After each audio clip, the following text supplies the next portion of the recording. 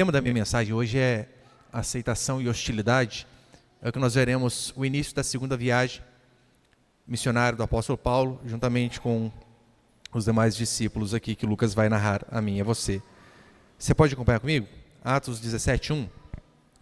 Passado por Anfípolis e Apolônia, chegaram a Tessalônica, onde havia uma sinagoga dos judeus. Segundo seu costume, Paulo compareceu à reunião deles e por 3 dias examinou com eles as Escrituras, explicando e demonstrando que era necessário que o Cristo sofresse e ressuscitasse dentre os mortos, e dizia: este Jesus que eu vos anuncio é o Cristo. Até aí está bom, daí o restante a gente vai lendo no decorrer da mensagem. Olha para cá, por favor. Nós vivemos, de fato, numa época onde falar a verdade pode custar caro, e muito caro. Pode render cancelamento, críticas e até prisão. Falar a verdade, numa situação ao qual nós vivemos como nação, pode custar muito caro. E aqui na época de Paulo, era ainda pior. Todavia, mesmo com este risco iminente, o Evangelho, por vezes, vai nos colocar frente a frente com este mundo hostil, ao qual eles estavam enfrentando e ao qual nós enfrentamos constantemente. Aqui Paulo, em sua segunda viagem missionária, como nós lemos, ele passa por Tessalônica, por Bereia. Ele foi bem recebido num lugar, não tão bem recebido no outro, mas em todos ele foi perseguido. Não só ele e os demais apóstolos também. Tanto é que, no contexto de Atos aqui, nós vemos que os discípulos eles foram açoitados em Filipos. A última pregação eu falei sobre isso. Veremos que eles serão expulsos de Tessalônica, enxotados de Bereia. É o que acontece com esses homens. Em Atenas, eles são chamados de tagarela e em Corinto de impostor. Era isso que as pessoas pensavam desses homens de Deus. Ou seja, o que nós vemos é que, de fato, quando nós obedecemos a Deus e cumprimos a sua vontade, não somos isentos de tribulações, de dificuldade, de problemas. Esses homens estavam obedecendo a Deus e justamente por conta da fidelidade e obediência a Deus, estavam sofrendo açoites, prisões, perseguições e posteriormente também sofrerão a morte. E aqui nós vemos que depois de plantar a primeira igreja em Filipos, que foi a primeira igreja na Europa, aqui de fato a igreja começa a se espalhar mais e mais, e nós vemos que Paulo e seus amigos continuam fazendo a função ao qual Deus lhes ordena, que é evangelizar, levar a mensagem do Senhor Jesus por todos os cantos. E as perseguições, mesmo tendo sido intensificadas daqui para frente, nós veremos que nem mesmo as perseguições, elas têm o poder de parar a obra de Deus.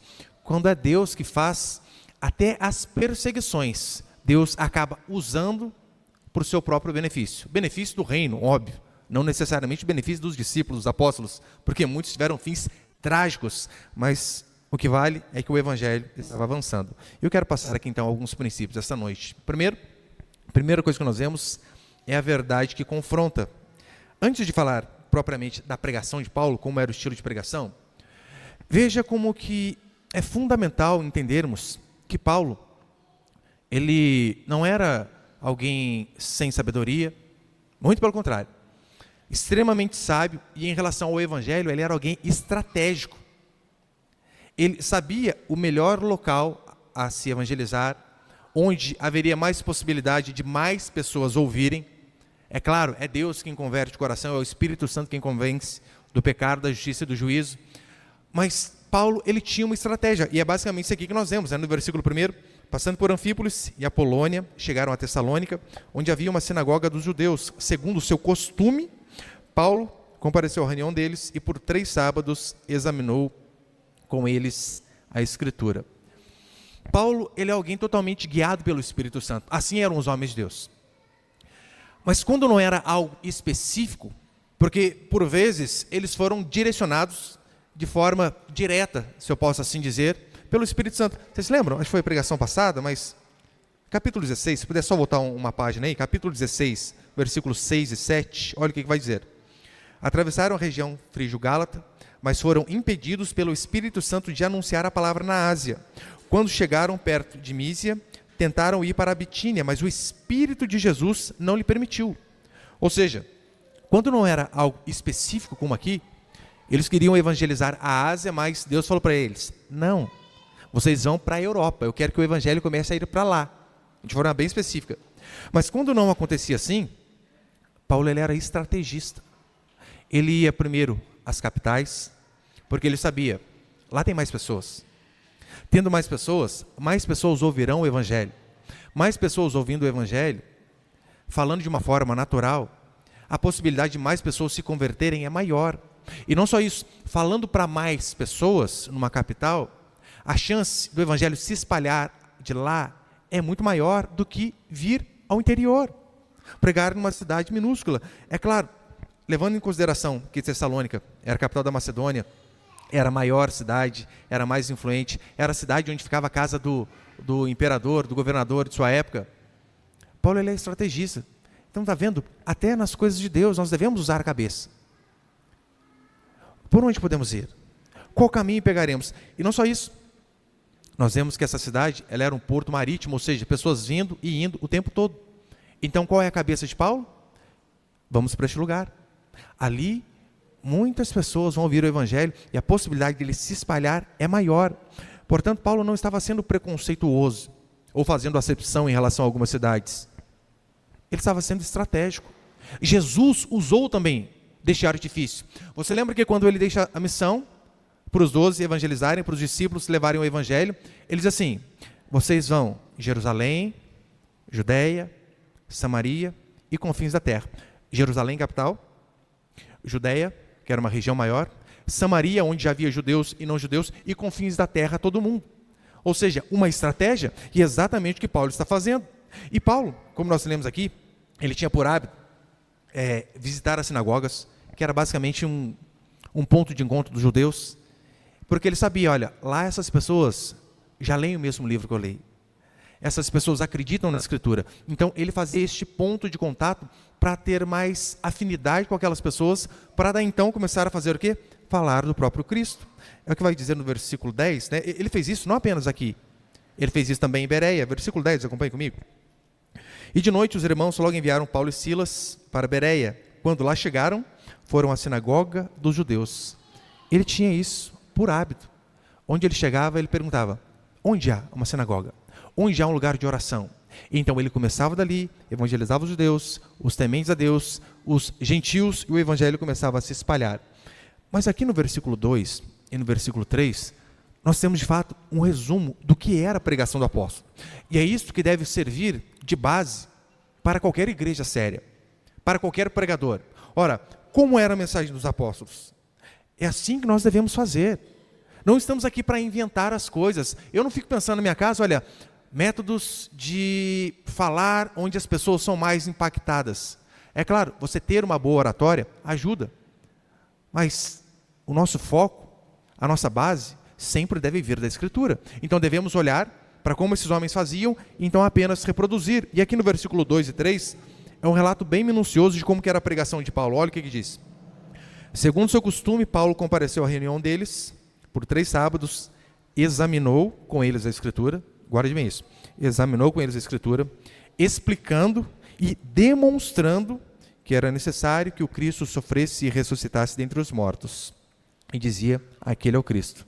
Mas você reparou aqui? Examinou, explicou e demonstrou.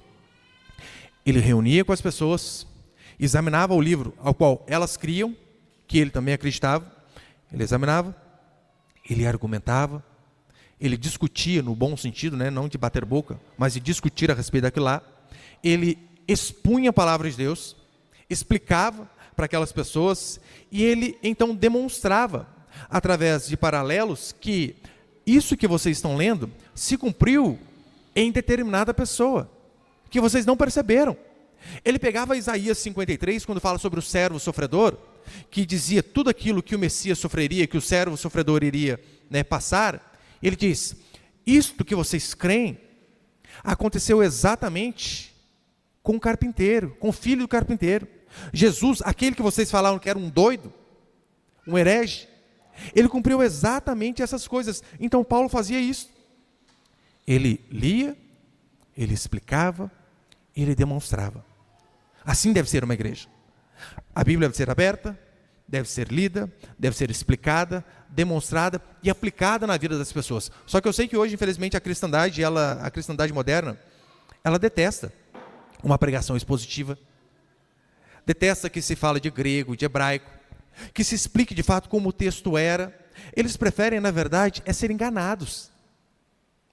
As pessoas não querem saber de aprender teologia e aplicar teologia em suas vidas. Elas preferem ser enganadas por aqueles profetas picaretas que, se puder, arrancam o couro das pessoas. E não satisfeitas por serem enganados por homens picaretas, agora estão sendo enganados até por crianças picaretas. Sabia disso? Sabe, né? Até criança.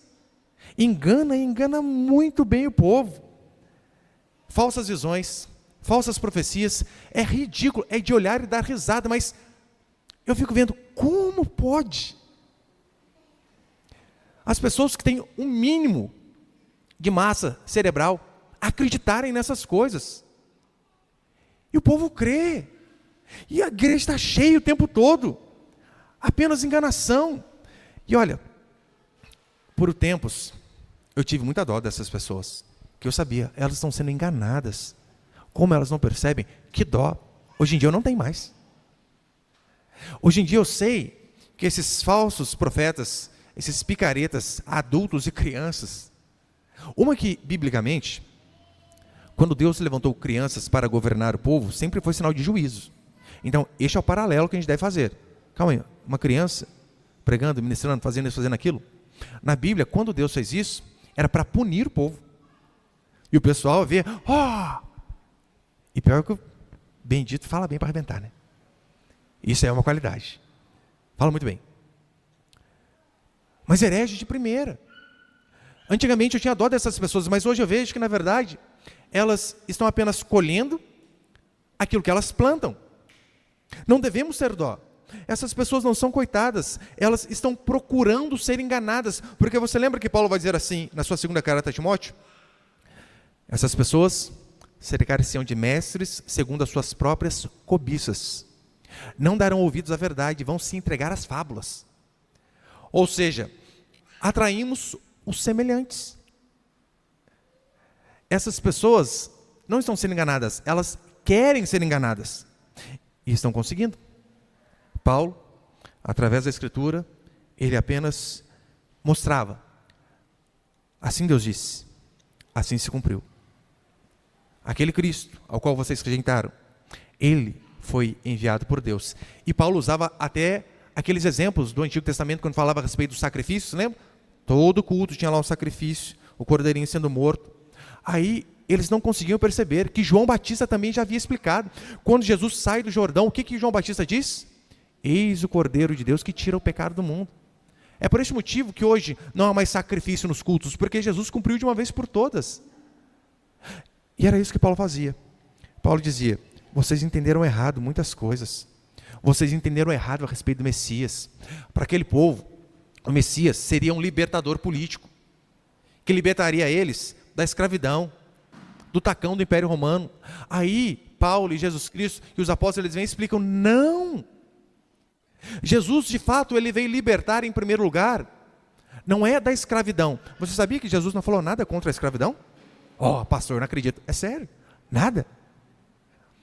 Ele falou a respeito da escravidão dos pecados. Chamaria Emanuel, porque ele libertaria o seu povo dos pecados deles. É o que diz a Escritura. Portanto, aqueles homens entendiam totalmente errado a Escritura. E qual era o resultado? Quando Paulo vinha de uma forma bíblica e pregava a Escritura de uma forma correta. O resultado nós vemos aqui no versículo 4. Alguns deles foram convencidos e uniram-se a Paulo e Silas, bem como grande número de gregos tementes a Deus e muitas mulheres de posição. O que acontecia? As pessoas se convertiam. Quando a mensagem é de fato pregada, as pessoas se convertem. E é interessante, né? Tanto aqui, versículo 12, olha o versículo 12, vai dizer algo bem parecido também.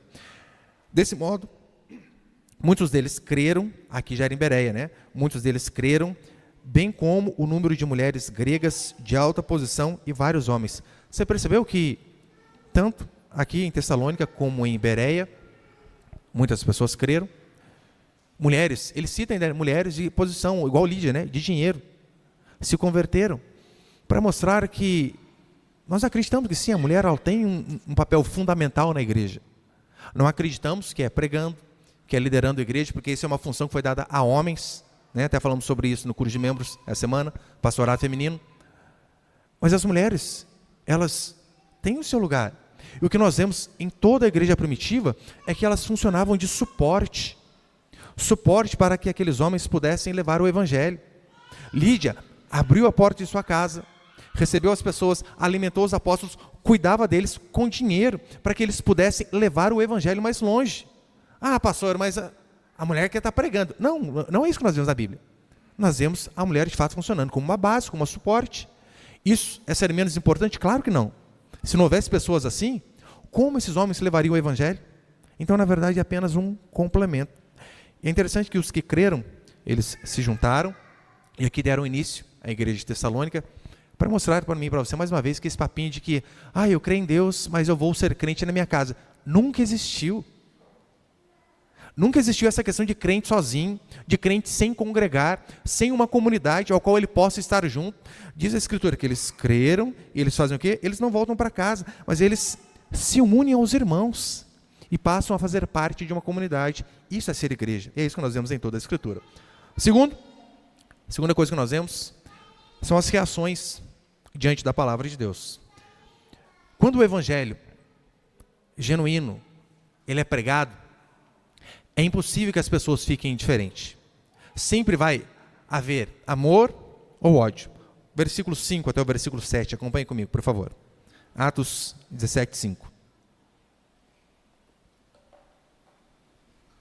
Diz assim: mas os judeus ficaram com inveja, e tomando consigo alguns homens maus dentre os desocupados, aqui é um eufemismo para vagabundo, tá? É isso que ele está dizendo. O pessoal que não fazia nada, sem trabalho. Mas os judeus ficaram com inveja, e tomando consigo alguns homens maus dentre os desocupados, reuniram a multidão e tumultuaram a cidade. Então, invadiram a casa de Jason, procurando Paulo e Silas, a fim de entregá-los ao povo. Todavia, como não os encontraram, arrastaram Jason e alguns irmãos à presença das autoridades da cidade, gritando: esses homens que têm agitado o mundo chegaram também aqui. E Jason os acolheu. Todos eles procedem contra os decretos de César, dizendo haver outro rei, Jesus. Percebeu que a palavra de Deus ela sempre vai causar isso. Ou você ama, ou você odeia de todo o seu coração. Não tem como você ficar indiferente. Ou as pessoas são persuadidas e quebrantadas, ou elas agem com hostilidade. Segunda carta de Paulo aos Coríntios, capítulo 2, ele vai dizer assim: porque para Deus somos o bom aroma, ou bom perfume de Cristo, tanto entre os que estão sendo salvos, como entre os que estão perecendo.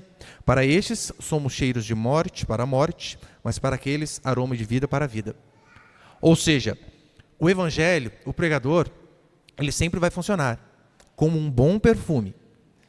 Para alguns, perfume que cheira a vida, para outros que cheira a morte. Mas não tem como ser indiferente. Herman Bavinck, comentando a respeito desse texto, ele vai dizer assim: a palavra de Deus, quando fielmente pregada, sempre produz fruto, seja em conversão ou endurecimento, conforme o propósito eterno de Deus. É sempre assim. Ou a pessoa se converte, ou a pessoa se endurece. Ou é aquela prostituta que vê os seus pecados e se derrama aos pés de Jesus, ou é aquele fariseu religioso que se endurece ainda mais. Sempre aconteceu isso. Não apenas no início da igreja, mas em todo o Antigo Testamento. É tão certo que certa vez o rei Acabe chega para Elias e diz assim: você tem sido perturbador da paz de Israel. Você com a sua mensagem, você tem perturbado a cidade. E de fato a mensagem do evangelho, ela faz isso. Ela perturba, mas perturba no sentido de que ela não deixa as pessoas pecarem em paz. Porque é impossível você ouvir o evangelho verdadeiro e você ir para casa se sentindo raridade. E você voltar para casa se sentindo a última bolacha do pacote, se sentindo importante. Quando o evangelho de fato ele é pregado, ele gera isso nas pessoas. Não foi isso que aconteceu com João Batista? Herodes está tendo um caso lá, adulterando. Ele chega e diz: não te é lícito possuir a mulher de teu irmão. Como que uma pessoa dessa tem paz para dormir, sabendo que há uma voz o tempo todo apontando o dedo? Você está em pecado, você está em pecado, você está em pecado. Eu lembro, no início da minha conversão, lá em 2006, ficando velho, né? Lá em 2006. E, na época, eu já não só morava com a minha namorada, que hoje é minha esposa, mas já tinha até filho. E para ter filho, você sabe, né? Fez as coisas antes da hora, óbvio.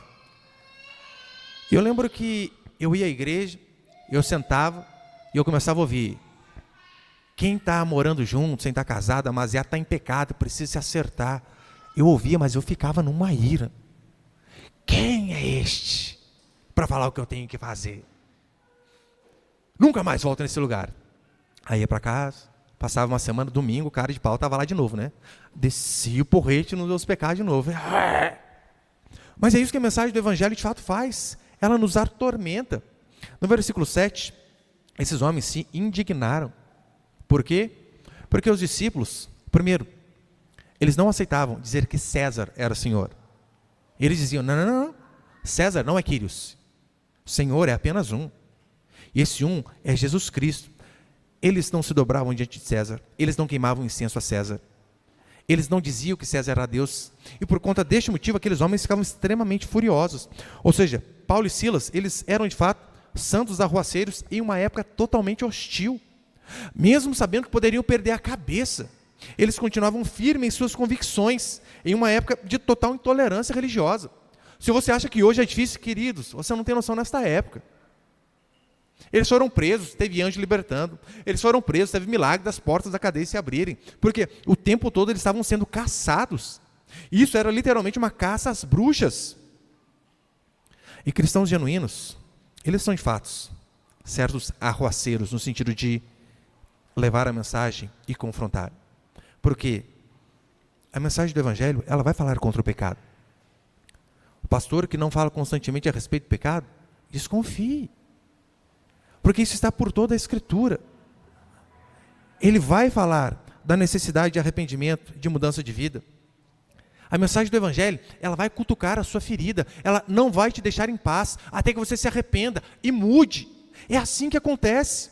Agora, se a mensagem genuína faz isso, ela confronta. O falso Evangelho, ele é como se fosse uma água com açúcar, literalmente. E o mundo, ele não se importa. Você acha que o mundo, ele critica os pregadores do amor, do não julgueis? Critica nada. Eles acham bonito: olha que lindo, ele falou que Deus ama todos, independente do que as pessoas façam. Quem que vai falar mal de uma mensagem dessa? Ninguém. Ninguém fala mal do pregador meloso, que infla o ego das pessoas. Mas o Evangelho genuíno, quando é pregado, ele sempre vai ter resistência. Algumas vão se converter e outras pessoas vão odiar. Mas sempre vai causar essas duas distinções, essas coisas distintas nas pessoas. Porque o Evangelho, convenhamos, ele vai totalmente contra a cultura moderna. Não tem como você pregar a palavra de Deus de forma genuína e você ser aplaudido por ímpios, pela Globo, pela televisão, pela esquerda. Se você prega o Evangelho genuíno, você prega contra o pecado cultural, porque você sabe, o pecado virou quase que uma cultura em nosso país, é normal. Hoje em dia está quase se normalizando poligamia. Já vi casos de homem literalmente casado no cartório com 2 mulheres. Uma que é uma loucura, né? Uma só. A gente já sabe que não é fácil. 2. Não estou dizendo a minha é uma benção. A de vocês eu não sei. Deixa eu me acertar aqui antes de ir para casa. A minha é uma benção. Mas eu sei que vocês às vezes têm dificuldade com a esposa, né? Não é o meu caso, né? Mas você imagina, 2, 3. É loucura, é loucura. Quando se fala que determinados comportamentos, eles não têm a ver com a natureza humana, mas eles têm a ver com uma escolha deliberada do ser humano, que não quer lutar contra as suas paixões, somos crucificados, odiados literalmente. E terceiro e último para encerrar, põe por favor. Examine tudo à luz da palavra. Estava até conversando com o irmão aqui antes do culto, falando para ele justamente isso. Nós que somos cristãos, diante de qualquer circunstância, seja problemas políticos, filhos, educação, medicina, ciência, todas essas coisas nós devemos examinar com a luz da Escritura. Ainda que não pareça, o que nós lemos aqui, pode acompanhar comigo, versículo 10 até o versículo 12, Atos 17, 10. E de noite, os irmãos logo enviaram Paulo e Silas para Bereia, Quando lá chegaram, foram à sinagoga dos judeus. Os de Bereia tinham uma mente mais aberta, ou, dependendo da versão, mais nobre, prefiro essa versão. Os de Bereia eram mais nobres que os de Tessalônica, pois se mostraram muito interessados ao receber a palavra, examinando diariamente as Escrituras para ver se as coisas eram de fato assim. O que eles faziam? Eles ouviam Paulo e examinavam as Escrituras, só diz as Escrituras, para ver se de fato as coisas eram assim. Você sabe, há uma diferença basilar aí entre nós e os católicos.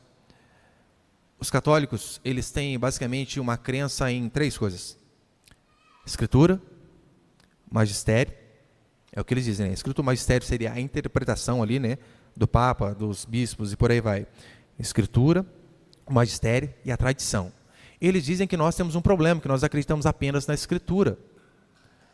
Mas o que nós vemos aqui, de fato, foram esses homens consultarem o quê? A Escritura. Por mais que não tenha o termo sola Escritura, que eles sempre perguntam, né? Onde está na Bíblia sola Escritura? Aqui. Eles consultavam constantemente as Escrituras, para ver se as coisas de fato eram assim. É claro, nós não desprezamos a tradição. A tradição é muito importante. Nós não desprezamos o magistério, que seria a interpretação aí, não óbvio, né, de uma igreja, mas daquilo que a igreja interpretou ao longo da história. Todas essas coisas são importantes, mas quando há uma contradição entre Escritura e interpretação de Herman Bavinck, que seja, ficamos com a Escritura. Quando há uma divergência entre a Escritura e a tradição, ficamos com a Escritura. Não dizemos que desprezamos a tradição, claro que não, é importante, mas quando há uma divergência, ficamos sempre com a Escritura. Você sabe, nós vivemos uma época de desinformação e relativismo, por todo lado. Você ouve determinada coisa e você pensa, será que é verdade? Eu aconselho você a ouvir algo, já não sai falando, publicando não, que a chance de você cair numa mentira é grande. Esse tempo atrás aí, né, segundo a lenda, o menino Neymar, aprontou de novo, né? Mas disse que não foi ele, foi o sósia dele com o helicóptero dele. Não sei.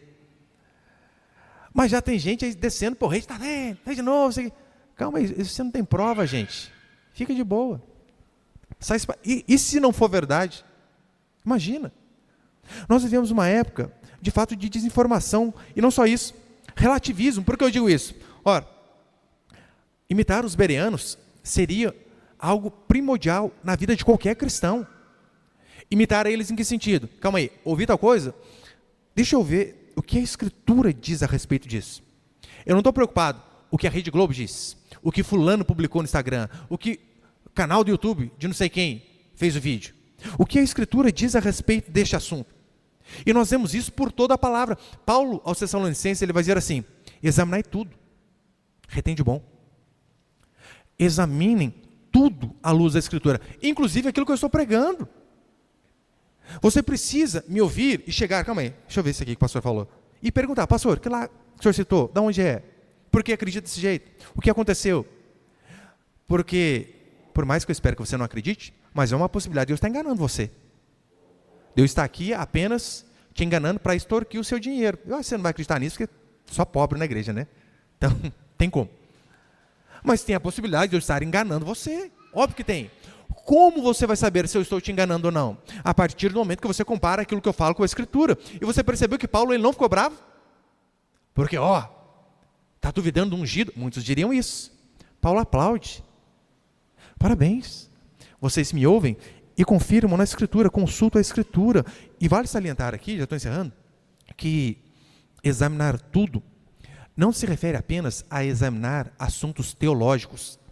Você não deve apenas vir para a Escritura e comparar aquilo que o pastor pregou, aquilo que o fulano do YouTube disse, aquilo que o fulano publicou no Instagram, em relação a assuntos teológicos, mas em relação a tudo. A Bíblia, ela é a nossa regra de fé em relação a tudo. Casamento, educação de filhos, quantos filhos se tem, a forma de educá-los, ciência, tecnologia, tudo, política. Examine tudo à luz da Escritura, porque se você não faz isso, a tendência é você de fato ser levado pela cultura. Veja, um exemplo bem básico. Você já deve ter visto lá, né? Porque você estudava e tal, os índiozinhos lá não usavam roupa, você lembra, né? Olha o fio dentalzinho horrível lá, né? Sem nada.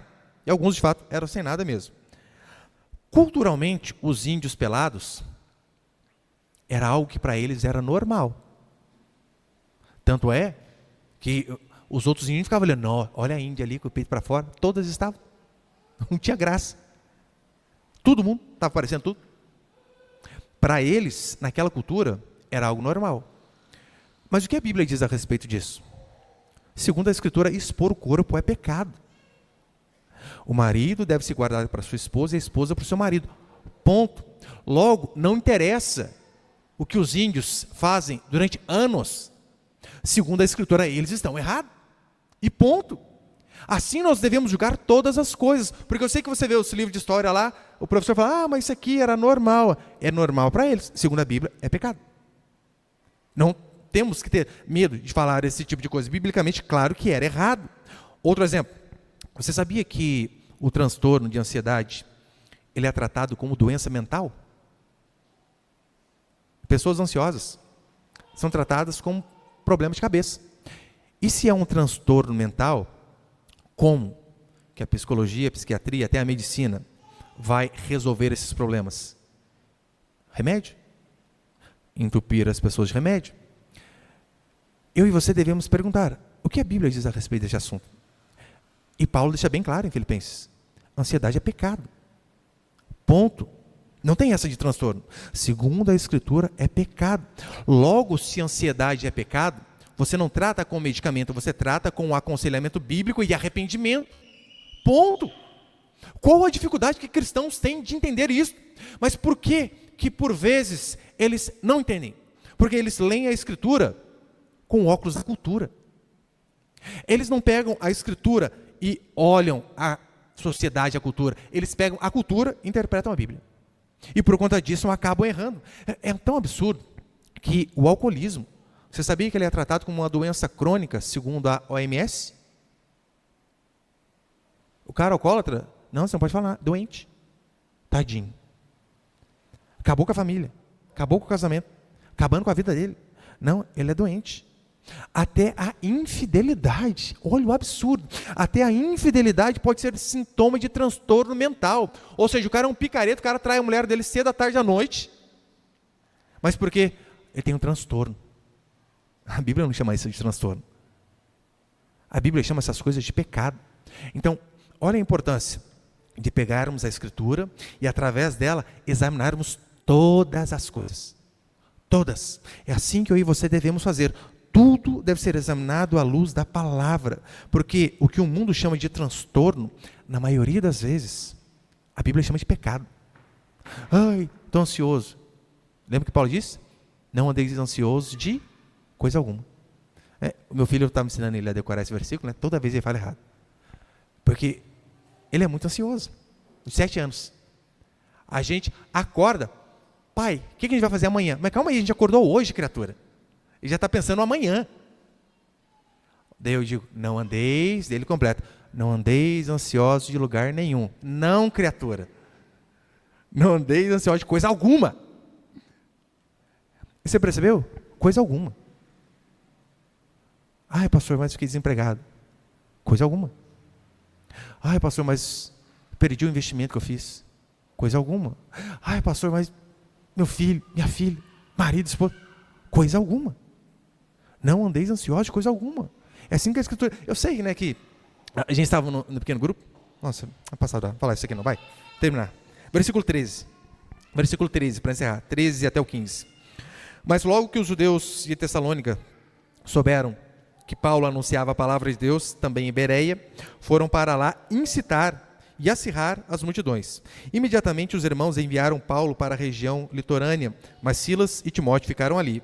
E os que acompanhavam Paulo levavam até Atenas. De lá partiram com instruções para que Silas e Timóteo fossem encontrar-se com ele o mais depressa possível. E aqui ele termina essa parte do capítulo 17, né, até o versículo 15, mostrando que a perseguição, ela não pôde deter o avanço do Evangelho. Os discípulos, por vezes, foram presos. A palavra não foi presa. Os discípulos, por vezes, foram mortos. A palavra não foi morta.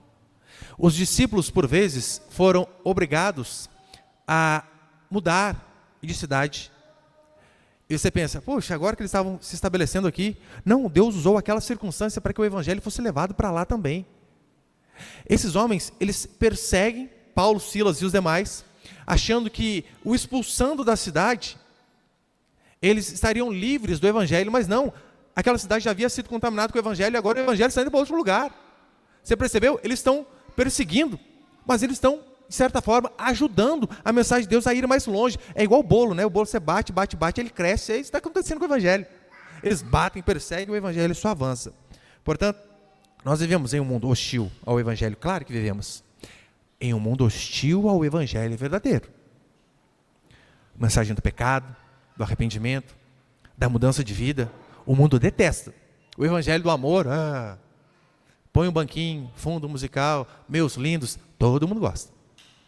Mas o evangelho genuíno, o povo detesta. O povo é intolerante. Até hoje. Mas a fidelidade de Paulo, ela nos chama de fato a perseverar, confiando que até diante das resistências e das perseguições, Deus usa aquilo a seu favor. Não é isso que ele diz? Todas as coisas cooperam para o bem daqueles que amam a Deus? Todas as coisas, sejam coisas boas ou ruins. Alguns discípulos morreram. Daí você pensa, acabou a igreja. É nada, a igreja crescia ainda mais. Por isso que... Alô? Por isso que o pastor, ele não pode achar que, olha, o dia que eu sair da igreja, o que vai ser da igreja? É a tendência, ela melhorar, pode ficar sossegado. Não fique se achando, não. Porque é isso que nós vemos. Porque é Deus quem cuida de sua obra e Ele usa todas as coisas para os seus propósitos. Amém?